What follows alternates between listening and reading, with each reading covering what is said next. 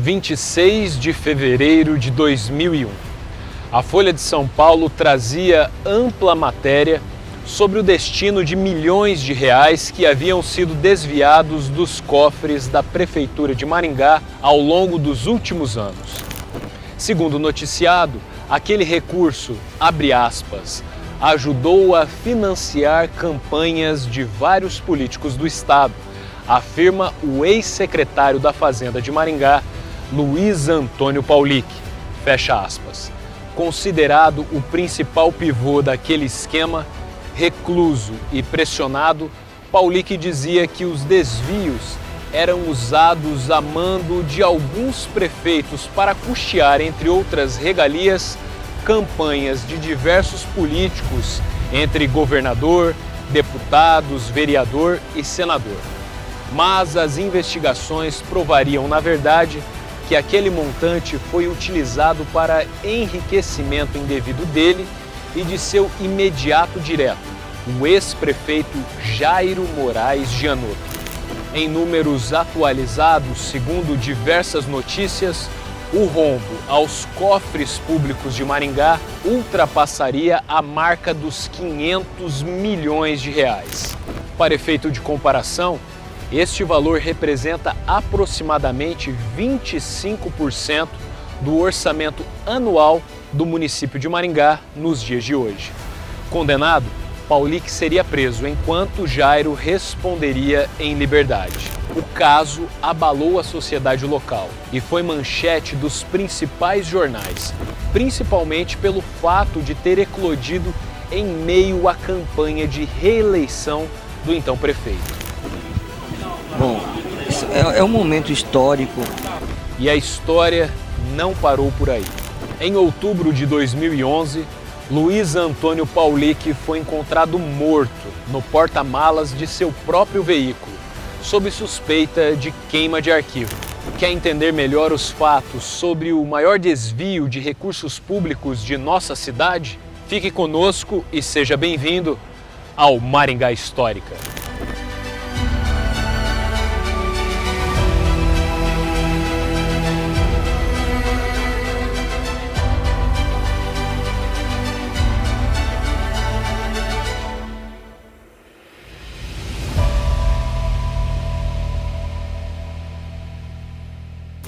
Em junho de 2010, a Gazeta do Povo informou que a Justiça havia determinado que o ex-prefeito Jairo Gianotto devolvesse 500 milhões de reais aos cofres do município.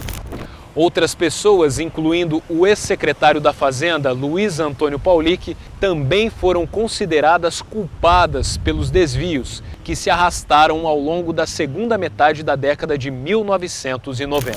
Jairo Gianotto foi eleito prefeito de Maringá anos antes, em outubro de 1996, pelo PSDB. Dentre as suas estratégias, uma surgiu de afogadilho, na reta final da campanha.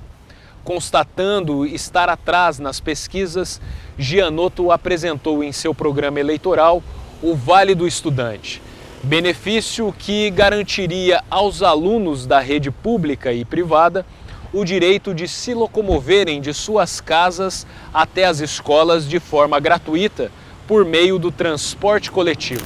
Aquele e outros movimentos o fizeram contabilizar pouco mais de 48 mil votos quando as urnas foram abertas. Primeiramente, ele se incorporou à administração do prefeito Said Ferreira, numa pasta relevante. Sem fazer trocadilho, ele foi pavimentando o caminho de ser candidato em 96. E disparou na reta final, explorando esse discurso que foi traduzido numa bandeira fácil de entender, literalmente, um símbolo, uma bandeira da paz. Jairo Gianotto foi eleito com grande expectativa pelos maringaenses, que já estavam cansados das tensões estabelecidas entre os dois grandes grupos políticos formados na época. De um lado estava Ricardo Barros e de outro o médico Said Felício Ferreira, ambos ex-prefeitos. Sob essa perspectiva, Gianotto era visto como a bandeira de paz. O empresário Jairo Gianotto era personagem conhecido na cidade desde a década de 1970, quando integrou as diretorias do Grêmio de Esportes Maringá e do Clube Olímpico de Maringá. Ao assumir a prefeitura, manteve no cargo de secretário municipal de Fazenda Luiz Antônio Paulic, que vinha ocupando essa função há alguns anos. Ironicamente, foram os representantes do Tribunal de Contas do Estado do Paraná que haviam solicitado que Paulic permanecesse à frente da Secretaria de Fazenda. Segundo divulgou o jornalista Ângelo Rigon em outubro de 2011, quando Jairo Gianotto foi eleito, conta-se que ele havia escolhido Arnaldo Romualdo Martins, ex-gerente regional do Banestado, para assumir este cargo. Mas, pouco antes de lhe dar posse, o ex-prefeito teria sido chamado para uma conversa com alguns conselheiros do Tribunal de Contas do Paraná. Durante o papo, eles teriam pedido que Gianotto analisasse a possibilidade de Paulic permanecer no cargo. O pedido foi atendido. Filho de Marino e Tereza Paulic, o ex-secretário da Fazenda de Maringá nasceu em 1957, num sítio na cidade de Moreira Salles. Com o passar dos anos, Aparecido Antônio Paulic alterou seu nome e sobrenome.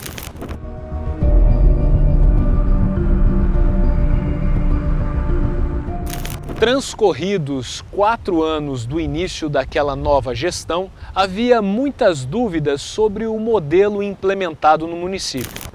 Segundo consta, o clientelismo e oportunismo rondavam os corredores do Paço Municipal e a maior suspeita de irregularidades recaía sobre o secretário de Fazenda de Gianotto, Luiz Antônio Paulic. Essa desconfiança vinha da oposição partidária, já que o patrimônio de Paulic não era compatível com seus rendimentos como secretário. Muitos suspeitavam que esse enriquecimento poderia ser fruto de um grande esquema de corrupção, enraizado no Poder Executivo. O livro O Rombo na Prefeitura de Maringá, de autoria do promotor aposentado José Aparecido da Cruz, relata que essa suspeita passaria a ser investigada a partir de uma representação feita pelo ex-prefeito Saíde Felício Ferreira, em abril de 2000. Saíde, por sua vez, revelou em seu livro A ausência da fiscalização constrói os caminhos legais da corrupção, que ele havia solicitado à Câmara Municipal que instaurasse uma CPI para averiguar os fatos. Mas aquele pedido foi arquivado e, por essa razão, o ex-prefeito buscou outros caminhos para formalizar a sua denúncia. O documento, apresentado pelo advogado do ex-prefeito Wilson Quinteiro, apontou irregularidades no município, responsabilizando Jairo Gianotto.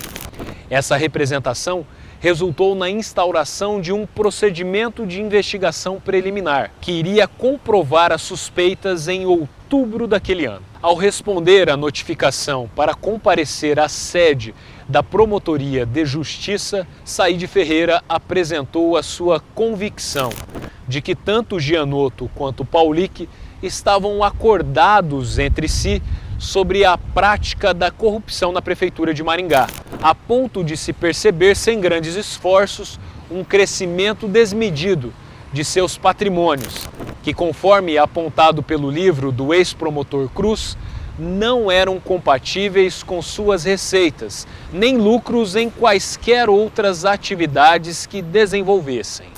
Segundo o processo número 196/2000, arquivado na Primeira Vara Civil de Maringá, Luiz Antônio Paulic ingressou como funcionário público do município em julho de 1981, passando a prestar serviço como contador, na época contratado pelo regime de CLT. Paulic teria permanecido neste cargo até 1993 e, posteriormente, exercido os cargos de chefe de divisão do setor de contabilidade, diretor da Secretaria da Fazenda e, finalmente, secretário municipal da Fazenda. Contudo, há dúvidas sobre os períodos em que ocupou cada um desses cargos. Outros impressos informariam que Paulick entrou antes na prefeitura. Segundo veiculado na revista Tradição, quando da posse do secretariado de Gianotto, Paulick era pecuarista no Mato Grosso do Sul e presidente da mineradora de Águas Rainha. Bacharel em administração de empresas, havia se especializado em elaboração e controle de orçamento público, finanças públicas e análise da dívida pública. Com essas capacitações, teria exercido os cargos de chefe da contabilidade entre 79 e 81, chefe da divisão de contabilidade entre 82 e 88, secretário da Fazenda interino em 1992, diretor contábil e financeiro entre 93 e 96 e, por fim, a função derradeira de secretário municipal da Fazenda. De toda forma, sua influência é presente não só no Paço, como na Câmara Municipal. Por exemplo, em julho de 1994, o vereador Nereu Vidal César denominou uma rua em Maringá como Marino Paulick, em homenagem ao pai de Luiz Antônio Paulick. Considerado pioneiro da cidade, onde chegou em 1948 e permaneceu até 60, Marino foi para Campo Mourão e, junto de outros investidores, teria desbravado e fundado a cidade de Moreira Salles, onde se tornaria pecuarista até a sua morte, em março de 1988. Esse foi o currículo incorporado ao processo que aprovou aquela lei. Ocorre que na história de Moreira Salles não há referências à família Paulick ter participado de sua fundação.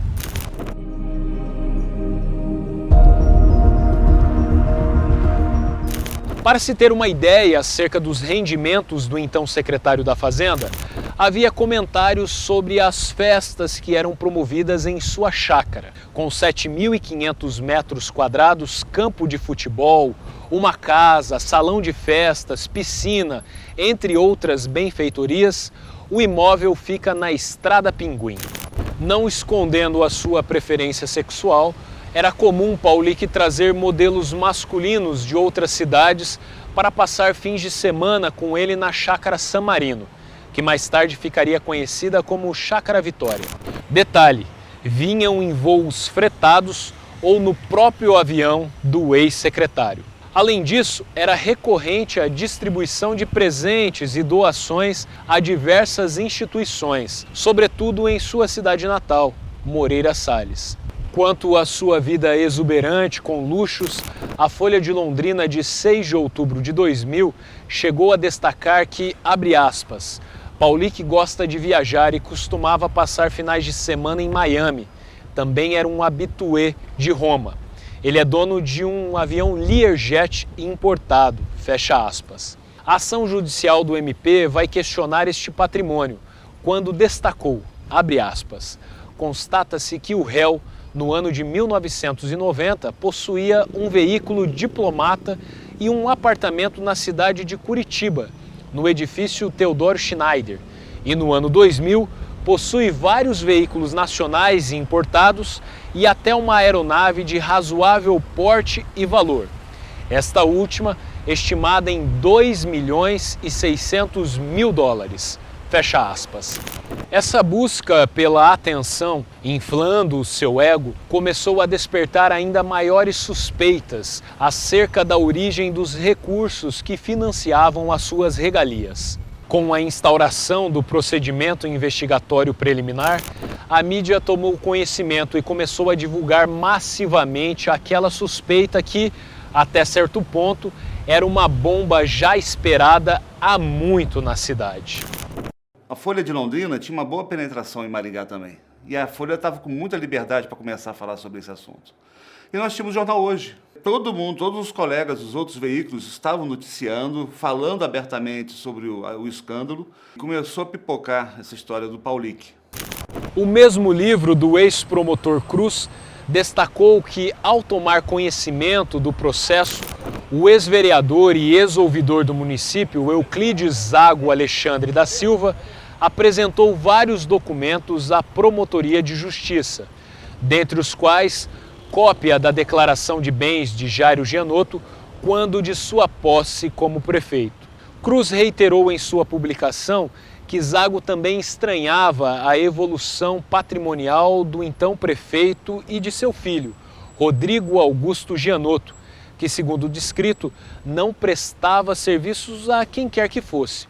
Portanto, não havia justificativa lícita para a aquisição de imóveis. Segundo apresentado pelo promotor José Aparecido Cruz, abre aspas, o filho de Jairo Gianotto não trabalha, não tem remuneração, conforme se vê pelo próprio documento de estudante, e tem mais de 234 hectares comprados em 29 de abril de 1999, com escritura lavrada no Serviço Notorial de Nova Mutum, no interior de Mato Grosso. Fecha aspas. Com mais evidências, o então juiz federal substituto Anderson Furlan Freire da Silva despachou ofício à Promotoria de Justiça, apresentando documentos relacionados à quebra de sigilo fiscal de Luiz Antônio Paulick. Os documentos apresentados atestavam que a movimentação entre os anos de 1995 e 1998, sem as devidas comprovações contábeis, eram superiores a R$ 850 mil. Por essa razão, a Receita Federal ainda chegou a aplicar uma multa contra Paulick. Ei, você está curtindo essas informações históricas sobre a nossa cidade? Então aproveite para se inscrever em nosso canal. Assim você não vai perder as próximas novidades, combinado? Assim, perante as circunstâncias, o ex-secretário da Fazenda também passou a ser alvo de investigações, conforme detalhado pelo livro Nada a Declarar, de autoria do memorialista José Hilário. Com o avanço do processo, descobriu-se um pequeno grupo alinhado aos mandos de Paulick na Secretaria da Fazenda, que dava suporte aos desvios, pois à época anterior à Lei de Responsabilidade Fiscal, que data de maio de 2000, os pagamentos da Prefeitura eram feitos via cheques, com a assinatura de 3 pessoas, o secretário de Fazenda e mais 2 servidores subordinados a ele. O livro O Rombo na Prefeitura de Maringá detalha que as cópias de cheques, extratos bancários e relatórios finalizados pelo Fisco Federal foram encaminhados no início de outubro de 2000 à Promotoria de Defesa do Patrimônio Público, que, sem maiores dúvidas, confirmou os indícios de desvios, atribuindo responsabilidade ao então secretário municipal de Fazenda, Luiz Antônio Paulick, e os demais servidores subordinados a ele, o contador Jorge Aparecido Sossai e a tesoureira Rosimeire Castelhano Barbosa. Outro personagem foi arrolado no processo. Trata-se do funcionário particular de Paulick, Valdemir Ronaldo Corrêa. Mas, um pouco antes desse encaminhamento, Paulick resolveu se desligar do cargo de secretário municipal e pedir exoneração como contador do município, que era a sua função de carreira.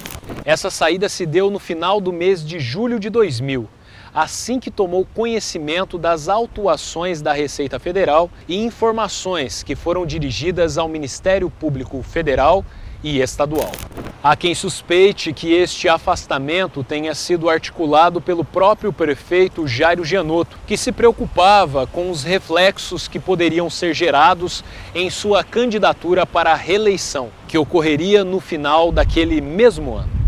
Quem deu sequência no processo por meio de uma ação civil pública foi o então promotor Cruz, pela Promotoria de Justiça, que atestou naquele momento, com os documentos disponíveis, um desvio superior a R$ 2.600.000. Junto a isso, veio uma liminar do Ministério Público Estadual solicitando a indisponibilidade de bens dos envolvidos.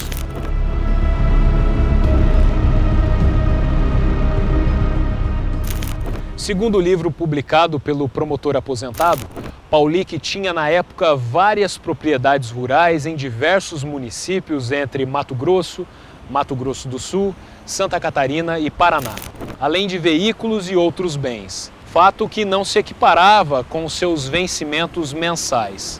Para efeito de comparação, uma matéria da Folha de São Paulo veiculada em outubro de 2000 trouxe à tona que Luiz Antônio Paulic tinha um salário bruto de R$ 4.000 como funcionário de carreira do município.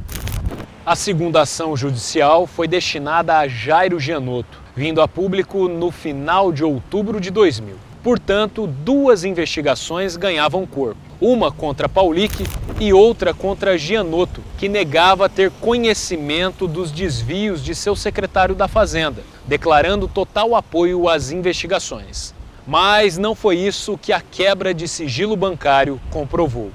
Segundo o livro publicado pelo ex-promotor Cruz, foram constatados quase R$ 550 mil que haviam sido sacados sem qualquer respaldo legal dos cofres públicos. Por sua vez, o Ministério Público solicitou a devolução dos valores, incluindo juros e correção monetária, além de configurar os culpados como praticantes de atos de improbidade administrativa, que resultaria na perda de bens ou valores ganhos ilicitamente, perda da função pública, suspensão dos direitos políticos de 8 a 10 anos, pagamento de multa civil até 3 vezes o valor do desvio e proibição de prestação de serviços ao poder público ou se beneficiarem de incentivos fiscais. Era o fim do mandato de Jairo Gianotto, ao tempo que o prefeito havia disputado a reeleição sem sucesso. Mesmo tendo largado na dianteira perante as pesquisas, terminou em terceiro naquela corrida eleitoral. Mas é bom lembrar que o caso de corrupção não ganhou as páginas de jornais antes do primeiro turno. Apenas quando Jairo estava fora da jogada foi quando as notícias dos desvios e corrupções foram publicadas. Inclusive, isso gerou muitos questionamentos à época. As eleições aconteceram em 1º de outubro de 2000 e a primeira nota sobre as acusações veio à tona apenas no dia 6 daquele mês. A meu juízo, o promotor agiu corretamente. Ele não interferiu no resultado das eleições. Ele ia denunciar o prefeito mais cedo ou mais tarde. E denunciou depois. Aí sim o prefeito foi afastado para efeito de investigações e não voltou mais. Várias matérias veiculadas pelo O Diário do Norte do Paraná em outubro daquele ano ofuscaram o segundo turno das eleições de Maringá, que eram disputadas entre José Cláudio Pereira Neto e o Dr. Batista. O caso foi exposto em detalhes, fazendo com que Paulic, segundo o veículo de notícias, desaparecesse da cidade. No final daquele mesmo mês, era a vez do então prefeito ver seu nome ganhar evidência naquele processo. Frente às suspeitas, o Ministério Público pediu o afastamento de Jairo Gianotto. Mas o prefeito não esperou a decisão judicial e antecipou a sua saída, renunciando ao cargo em 27 de outubro. Como a cidade não tinha vice-prefeito, assumiu o presidente da Câmara Municipal, o vereador John Alves Correia. Ocorre que Marquinhos Alves, eleito vice em 1996, junto à chapa de Gianotto, não chegou a assumir, preferindo permanecer como deputado estadual, função que ocupava desde 1994. No último dia de dezembro de 2000, John Alves transmitiu a condição de prefeito interino a Valdir Pignata, então presidente da Câmara. E foi Pignata o responsável pela transmissão de cargo ao prefeito eleito nas eleições daquele ano, José Cláudio Pereira Neto. Em menos de 3 meses, Maringá teve 4 prefeitos. Mas eu diria, e eu cheguei a escrever isso, que havia uma espécie de silêncio obsequioso. Os escândalos de corrupção era quase a regra da administração. Não aconteceu só em Maringá. O que houve foi uma percepção fina do eleitor de que não deveria conceder mais um mandato ao prefeito. Analisando a quebra de sigilo bancário de Gianotto, o Ministério Público confirmou a suspeita de desvios de recursos. Havia vários cheques do município de Maringá que foram compensados em seu favor. Naquela altura, o promotor Cruz destaca em seu livro que o ex-prefeito havia adquirido diversos bens, entre eles lotes em Mandaguaçu, Nova Mutum, no interior do Mato Grosso, além de 2 aeronaves e veículos. Uma caminhonete Silverado foi registrada em nome de seu filho, inclusive. Sim, aquele mesmo que não tinha renda. Mais tarde foi atestado que uma dessas propriedades, com mais de 234 alqueires, foi declarada em março de 1999, pelo valor adquirido de apenas R$25 mil. E segundo atestou o então promotor Cruz, isso não refletia o valor pago à propriedade, que era muito superior. Portanto, depois de 1 ano e 6 meses do trâmite das ações judiciais, a sentença dava procedência às 2 ações propostas pelo Ministério Público, condenando o ex-prefeito Jairo Moraes Gianotto, seu ex-secretário da Fazenda, Luiz Antônio Paulic, e os servidores públicos Jorge Aparecido Sossai, Rosimeire Castelhano Barbosa e Valdemir Ronaldo Correia, esse último assistente pessoal de Paulic. Com exceção de seu assistente, os demais ainda foram condenados a ressarcir o valor de R$3.157.000, além de serem multados em mais de R$9.470.000, que foram corrigidos, além das custas do processo e honorários de 20% do valor da causa, mantendo inclusive a indisponibilidade de bens e o afastamento político de Jairo Gianotto. Essa condenação foi decretada pelo juiz de direito, o Dr. Mário Seto Takeguma. Houve recurso junto ao Tribunal de Justiça do Estado do Paraná por parte dos condenados. Tentaram, a partir daí, recorrer ao Supremo Tribunal Federal sem sucesso.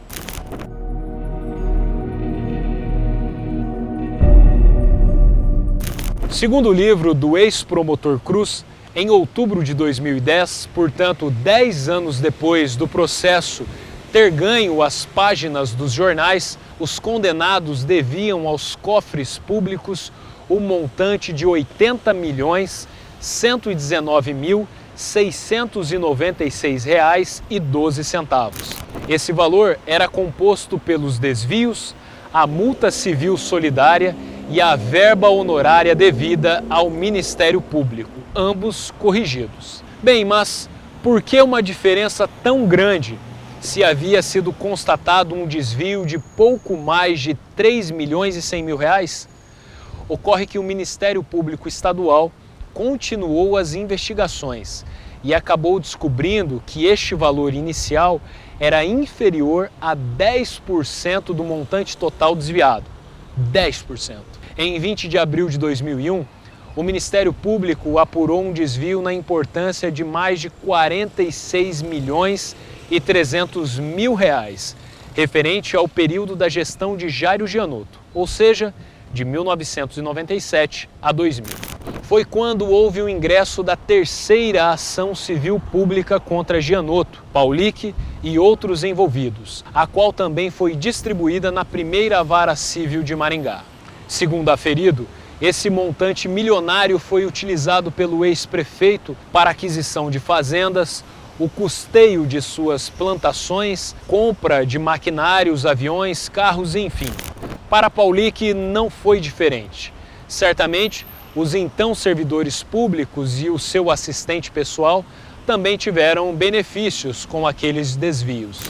Foram centenas de cheques do município depositados em suas próprias contas de pessoas de sua confiança ou para credores e parceiros. Impressionante pensar hoje em dia o que aconteceu. Foi algo assim ímpar para a imprensa, envolvendo pessoas famosas, pessoas influentes. O que houve muita injustiça também, o cheque da prefeitura depositado na conta da pessoa. E a pessoa, às vezes, nem sabia disso. Foi uma forma também de o repórter começar a perceber que ele pode investigar, que ele pode correr atrás. Acho que foi um divisor de águas, foi um amadurecimento, principalmente para a imprensa. Para ressarcir parte dos desvios, o Ministério Público deu início ao sequestro de bens dos envolvidos.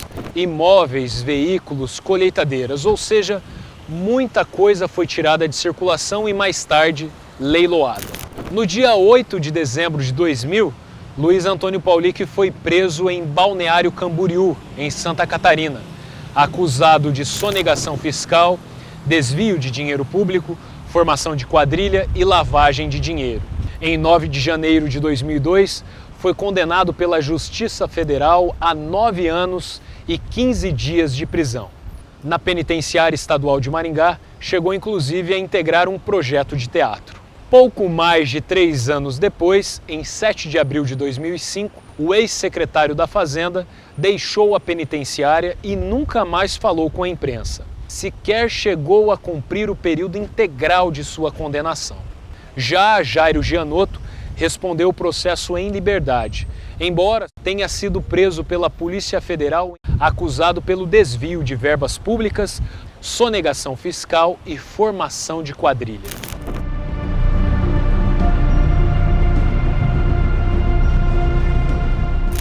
Depois disso, Paulick ainda seguiu vivendo bem. Segundo a imprensa divulgou, em seus últimos anos, morava de aluguel em um edifício localizado em região nobre de Maringá.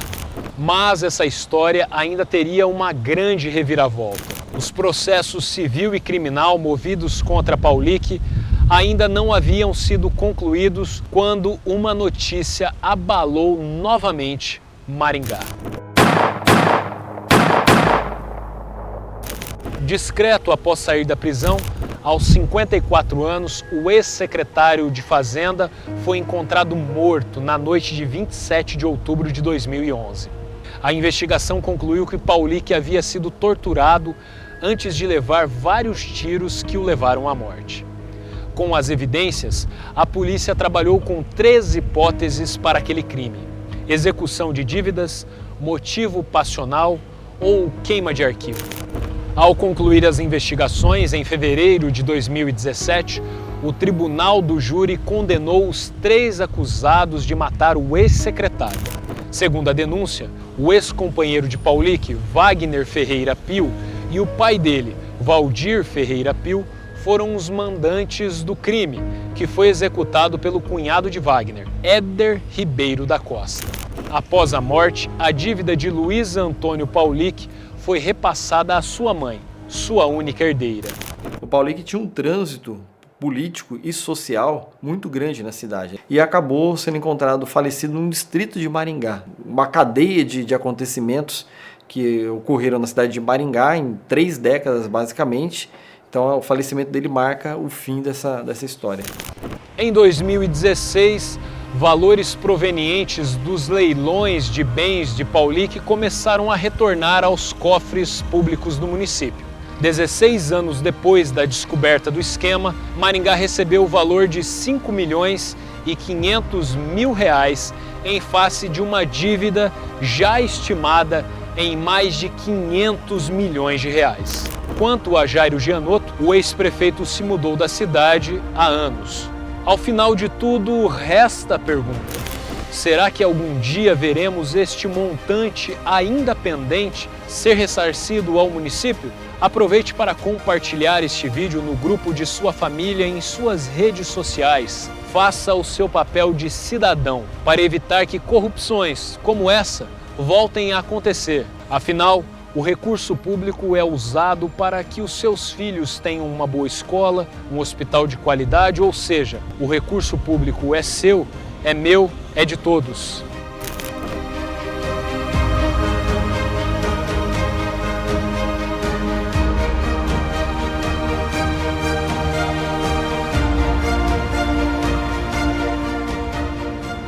A função do historiador é lembrar a sociedade daquilo que ela quer esquecer.